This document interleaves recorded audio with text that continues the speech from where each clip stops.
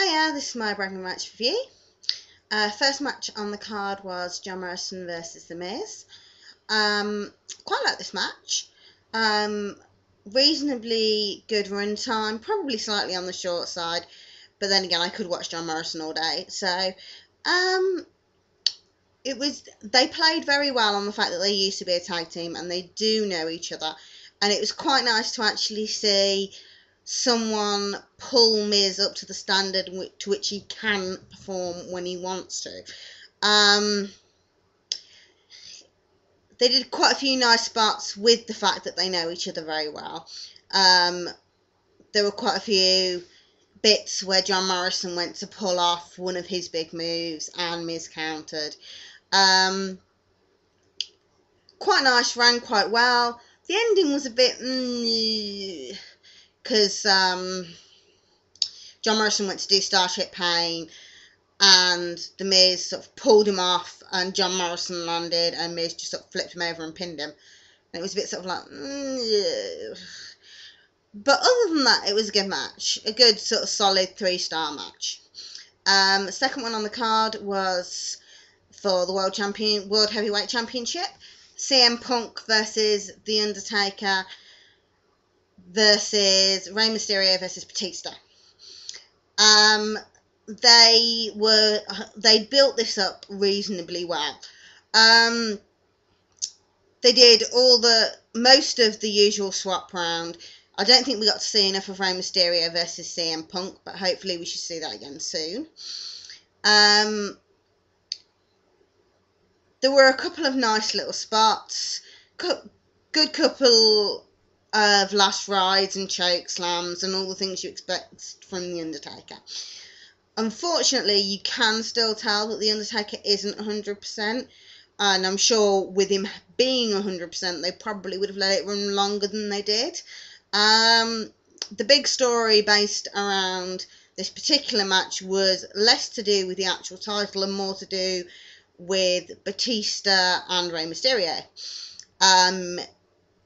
Close to the end of the match, Batista had pretty much got it won. It looked like he was going to win, and Rey pushed him off. But being a fatal four-way, every man for himself, unfortunately Batista didn't take it that way, which they'd been building up to. They'd been doing the whole, Rey and Batista are friends and blah, blah, blah, blah, blah. The Undertaker, in the end, pinned Batista for the win.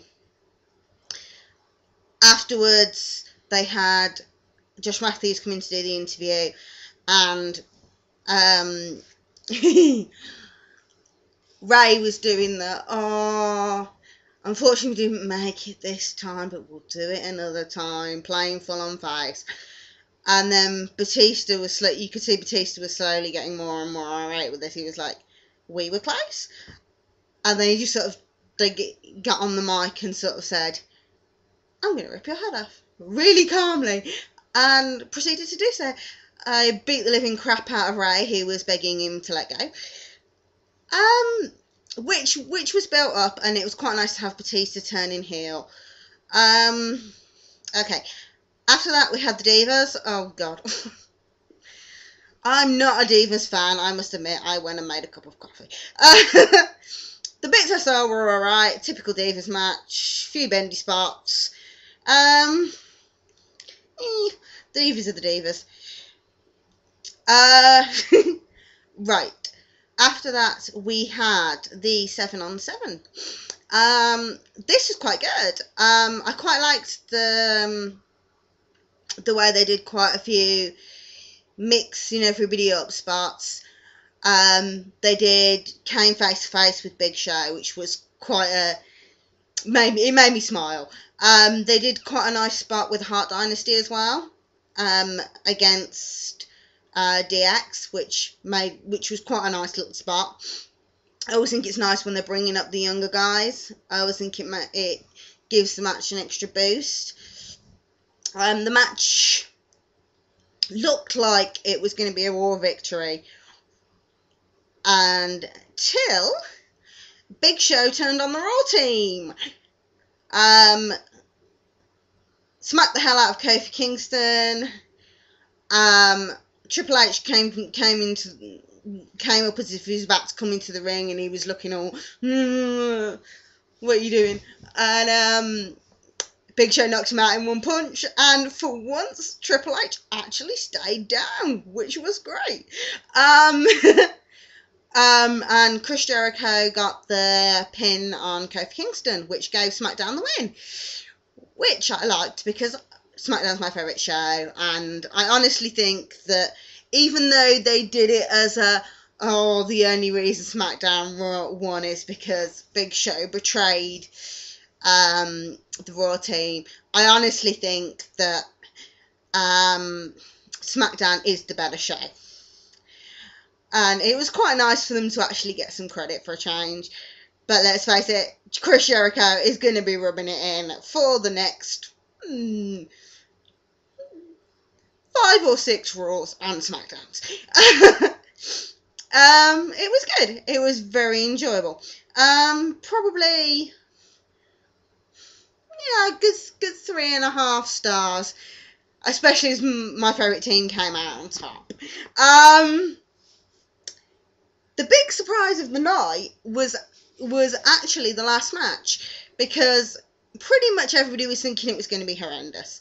An hour of John Cena and Randy Orton, we were all like, oh, God, please no. But it was actually one of the better Iron Man matches I've seen. They did lots of nice spots.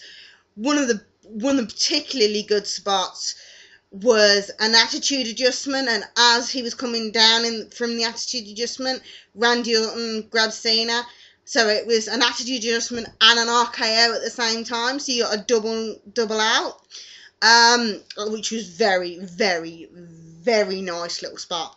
There were a couple of other good ones. They did a nice spot with the pyro, well, close spot with the pyro, throwing through a bit of electricals, going through the audience, all the sort of things you'd expect from a no-holds-barred type match. And they actually made it watchable for 60 minutes, which I was surprised at, pleasantly surprised at. Of the Iron Man matches, I definitely think this is one of the best. They did it well, they paced it well, they did a little spot with Legacy turning up, and it was all done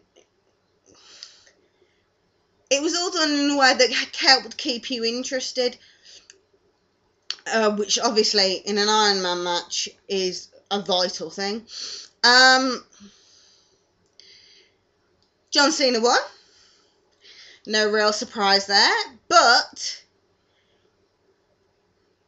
I think they carried it off so much better than I expected them to, that gave the whole pay-per-view a lift, because everyone was expecting it to be so bad, and having it be good to very good was like, wow, this is actually enjoyable.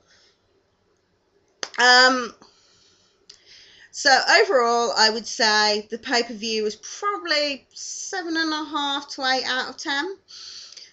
Definitely worth a watch. Okay, that's me signing out. See you next time.